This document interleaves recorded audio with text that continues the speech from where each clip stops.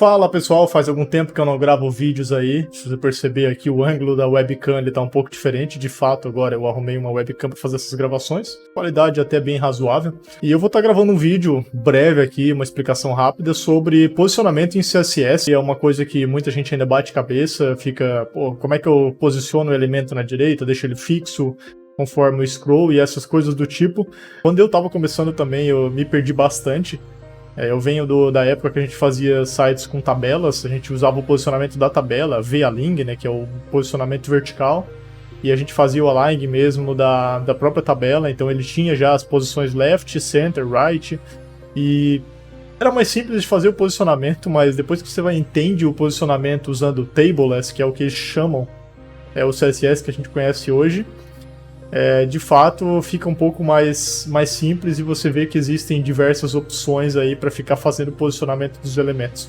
Antes de tudo, se esse vídeo te ajudar, não se esquece de curtir, deixa o gostei aí e se inscreve no canal. E dá uma conferida lá que tem uma playlist nova sobre Adobe Experience Design e tem os últimos vídeos também, que um deles eu falo sobre Web Components, é bem interessante, dá uma conferida lá. Só um aviso rápido, como eu fiz a formatação no meu computador e eu acabei reinstalando o OBS, eu percebi que todo o vídeo ficou gravado em 720p, então a qualidade está um pouco abaixo do que eu costumo gravar em 1080, mas acredito que não vai prejudicar em nada o conteúdo, porque realmente é bem fácil de entender e deu para visualizar bem ali a parte do código, que é o que realmente importa. Eu gosto de estar sempre te consultando esse site aqui, e esse site ele eu acho que o santo graal dos desenvolvedores web. Ele tem todas as informações relacionadas ao desenvolvimento web, tudo relacionado à API do DOM. Logo de cara aqui eu já vou falar sobre os três principais. Existem outros tipos de posicionamentos, mas esses dizem respeito ao CSS Grid e o CSS utilizando o DisplayFlex. Eu não vou falar dos posicionamentos utilizando o CSS Grid e DisplayFlex, que embora eles estejam no core do CSS, eles são coisas à parte para ser falado, é um assunto para um outro vídeo, é mais longo. Mas eu vou falar dos posicionamentos aqui utilizados no dia a dia e sem nenhum recurso como DisplayFlex ou DisplayGrid. O padrão é bom você saber então que todo elemento que você coloque e não passa uma propriedade, uma position, automaticamente ele é estático, ele é static. Para facilitar então eu deixei pronto aqui um code sandbox, ele já tem só uma página com a estrutura HTML e ele importa uma folha de estilo CSS que tem algumas coisinhas prontas aqui, deixa eu só remover essa altura aqui que eu vou mostrar depois. Então a gente tem o padding 0, margem 0, só para ele ficar os elementos todos colados aqui e não ter nenhuma interferência. E eu deixei o box sizing content box, que é interessante para a gente ter margens internas e não vazando das dimensões do elemento. Bom, por padrão então é interessante sempre entender uma coisa. O HTML, quem é o HTML? É essa tag aqui, essa tag de fora, que ela contempla tudo que a gente tem para dentro. Então a gente tem a tag head, a gente tem o link dentro do head, a gente tem o bar, então é tudo cascateado mesmo. Por isso que se chama folhas de estilo em cascata. O HTML por padrão, ele tem a position relative.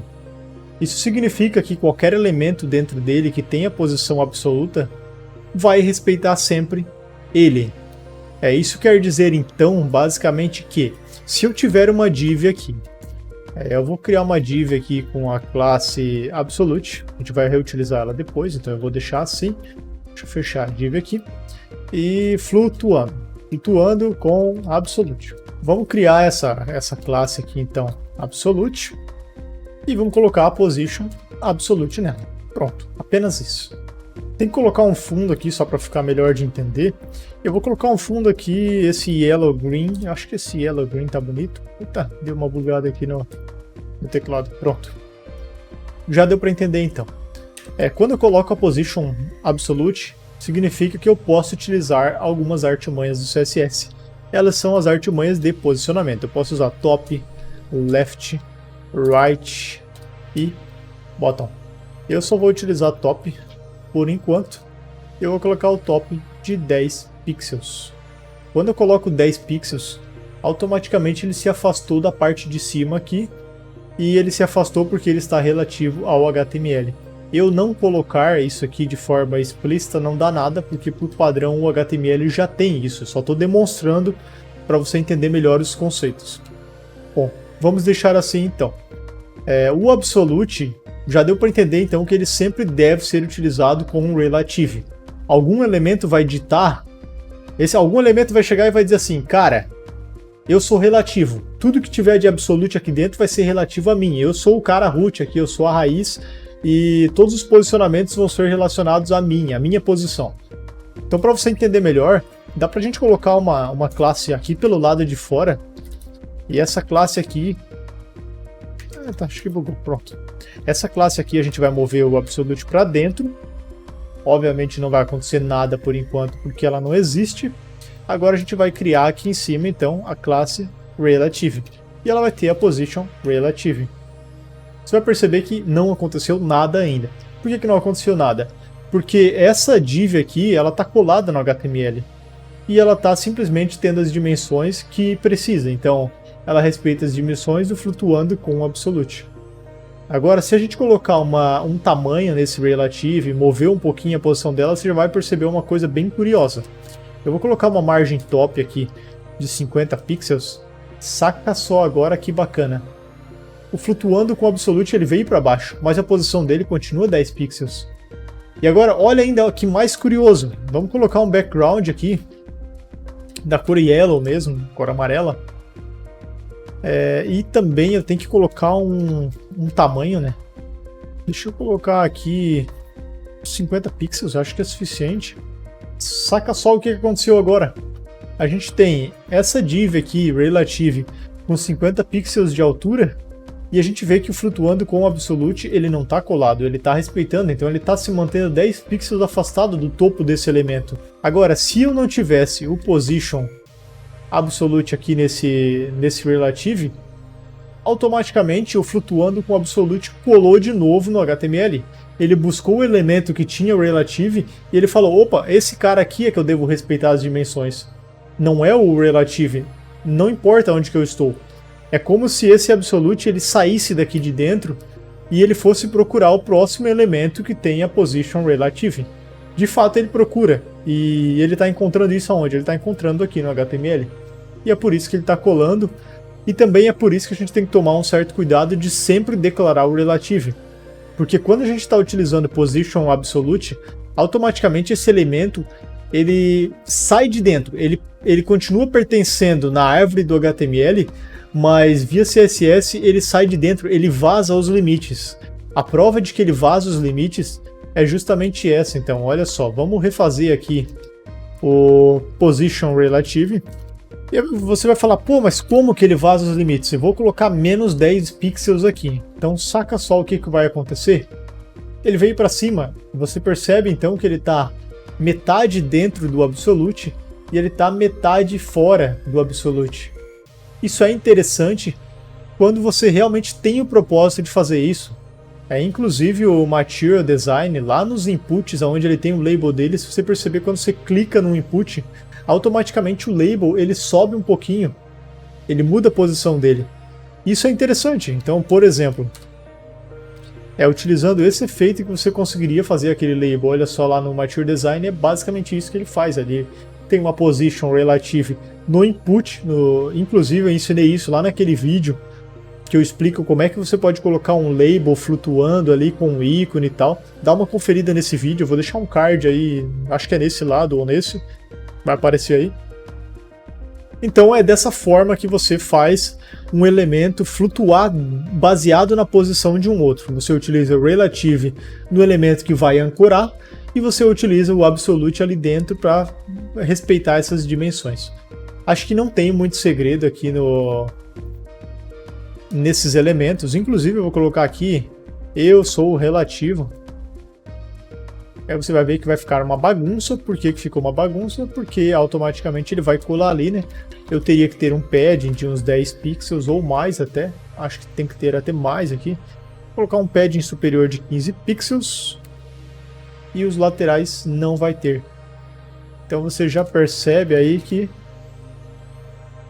é dessa forma que funciona. Aí a gente tem um outro tipo então de posicionamento que é bem utilizado também. Ele é bastante utilizado nessas questões daqueles bots, né, chatbots, que eles ficam flutuando ali para você sempre scrollar a página e continuar acompanhando ele. A posição fixed não tem muito segredo, a gente utiliza ela quando a gente quer que ela fique fixa independente do scroll. Eu vou criar aqui uma classe fixed e colocar ela na div. Vamos colocar eu estou fixo, ou fixa, eu acho que é fixa, né, por causa que a div é feminina. Fixed. Position vai ser fixed também. Quando a gente coloca fixed, deixa eu colocar um background só para a gente visualizar melhor. Vamos colocar esse sei lá que cor é essa aí, essa rosa aí. Automaticamente ele está fixo com a posição que ele conseguiu se adaptar, a sua posição original. Só que quando a gente informa que determinado elemento ele é fixed, a gente tem que passar também a posição que ele vai estar fixa. Eu vou passar aqui, por exemplo, bottom. Então ele vai ficar fixo lá embaixo. E outro detalhe é que o fixed, assim como o absolute, a gente precisa informar de forma explícita as suas dimensões, senão ele vai sempre preencher conforme o conteúdo precisa. Passei aqui então o width de 100% e vou colocar um padding de 15 pixels, por exemplo, para conseguir visualizar melhor. Bacana agora. Quando eu scrollar a página, perceba que ele vai ficar literalmente fixo aqui. E aí daria para mudar isso aqui, por exemplo, colocando top. Obviamente ele vai ficar por cima, né? Vai tapar um pouco o conteúdo. Daria para colocar right 0. Você poderia colocar bem no meio da página, daria para colocar percentual aqui, ó. Então ele vai ficar no meio. Aí a largura teria que ser tipo uns 50 pixels. Aí automaticamente ele fica fixo ali. E é isso aí. Vou deixar como estava aqui que fica melhor para ilustrar. Eu estou deixando os recursos totalmente aí embaixo, é open source. Fica à vontade para fazer um fork aqui e se divertir aí com posicionamento no CSS.